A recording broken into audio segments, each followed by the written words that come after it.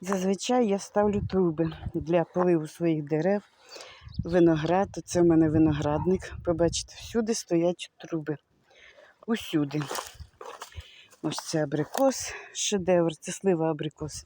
Там на черешні також стоять. Але є такі випадки, коли я зразу не поставила трубу.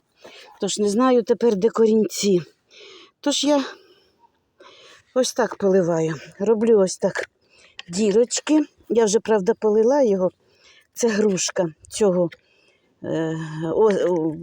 Восени я її висаджувала. Ось. І вся вода йде до корінчиків. Розумієте? І ось це відерко, скільки тут, 3 літри чи більше, я вилила.